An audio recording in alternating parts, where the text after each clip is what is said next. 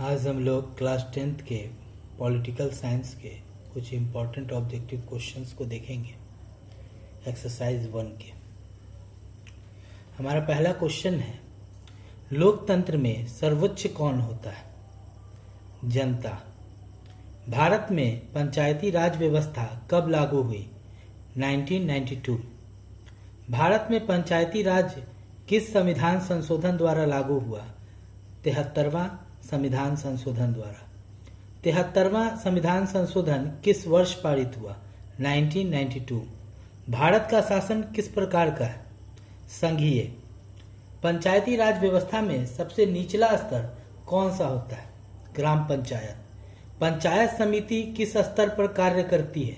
Block स्तर पर। जिला परिषद किस स्तर पर कार्य करती है? जिला स्तर। ग्राम सभा किसे कहते हैं? गांव के सभी वयस्क नागरिक। पंचायत चुनाव कितने वर्षों में कराना अनिवार्य है? 5 वर्ष। पंचायत राज व्यवस्था का सर्वोच्च निकाय कौन है? ग्राम सभा। पंचायत समिति का दूसरा नाम क्या है? ब्लॉक समिति। भारत में पंचायती राज व्यवस्था का उल्लेख संविधान के किस अनुच्छेद में है? अनुच्छेद 243। ग्राम पंचायत के सदस्य कौन चुनता है? ग्राम सभा। भारत में सत्ता विकेंद्रीकरण का क्या मतलब है? सत्ता को केंद्र, राज्य व स्थानीय स्तर पर बांटना। भारत में महिला आरक्षण पंचायतों में कितने प्रतिशत? 33%। पहली गठबंधन सरकार भारत में कब बनी? 1977। विकेंद्रीकरण का प्रमुख उद्देश्य क्या है? जनता की भागीदारी बढ़ाना। पंचायती राज व्यवस्था में महिलाओं के लिए आरक्षित सीटों की संख्या कितनी है? 33%।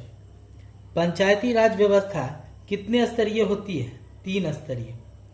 सत्ता में साझेदारी लोकतंत्र को कैसा बनाता है? मजबूत।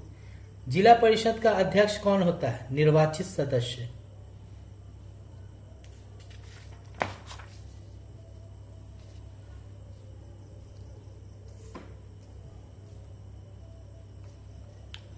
पंचायत समिति किन किन पंचायतों का समन्वय करती है?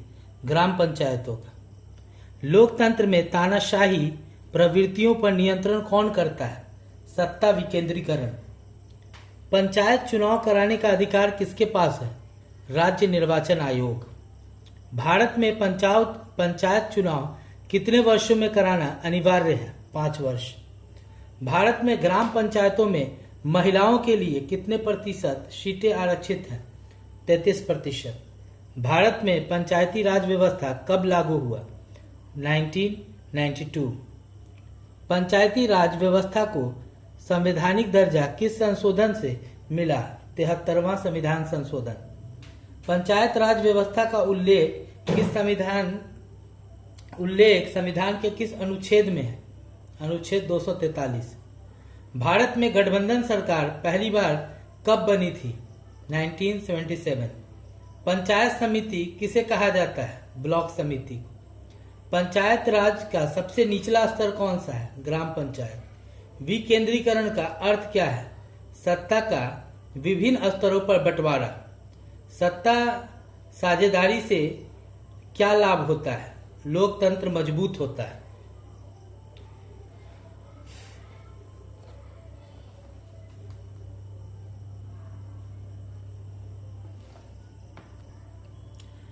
तानाशाही प्रवृत्तियों पर नियंत्रण कैसे होता है? विकेंद्रीकरण द्वारा। लोकतंत्र में सर्वोच्च कौन है? जनता। पंचायतों के चुनाव कौन कराता है? राज्य निर्वाचन आयोग। जिला परिषद किस स्तर पर कार्य करती है? जिला स्तर पर। पंचायती राज में ग्राम सभा किसे कहते हैं? गांव के सभी वयस्क नागरिकों को। विकेंद्रीकरण क्यों आवश्यक है? जनता की भागीदारी के लिए। भारत में पंचायती राज कितने स्तरों पर होता है? 3 स्तरों पर। पंचायती राज का दूसरा नाम क्या है? ग्रामीण स्वशासन।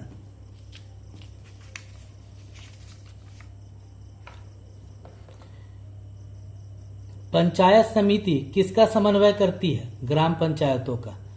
ग्राम पंचायत के प्रमुख को क्या कहते हैं? मुखिया। जिला परिषद का अध्यक्ष कौन होता है? निर्वाचित सदस्य। पहली गठबंधन सरकार का प्रधानमंत्री कौन था? मोरारजी देसाई। पंचायती राज व्यवस्था में मुख्य निर्णय कौन लेता है? ग्राम सभा। सत्ता विकेंद्रीकरण का उद्देश्य क्या है? जनता की सीधी भागीदारी। ग्राम पंचायत किस स्तर पर कार्य करता है? गांव स्तर पर। पंचायत समिति किस स्तर पर कार्य करती है? ब्लॉक स्तर पर। भारत के संविधान में ग्राम पंचायत की व्यवस्था किस अनुच्छेद में दी गई? अनुच्छेद 40। पंचायत चुनाव किसकी देखरेख में होते हैं? राज्य निर्वाचन आयोग। भारतीय संविधान में पंचायती राज को किस अनुच्छेद के तहत दर्ज किया गया? अनुच्छेद 243। सत्ता साझेदारी का दूसरा नाम क्या है? विकेंद्रीकरण। पंचायतों के चुनाव कितने वर्ष में होने चाहिए? 5 वर्ष।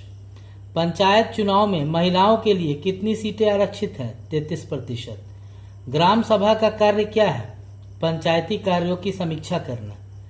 सत्ता साझेदारी में लोकतंत्र में क्या प्रभाव पड़ता है? लोकतंत्र मजबूत होता है। पंचायत समिति को किस नाम से जाना जाता है? ब्लॉक समिति।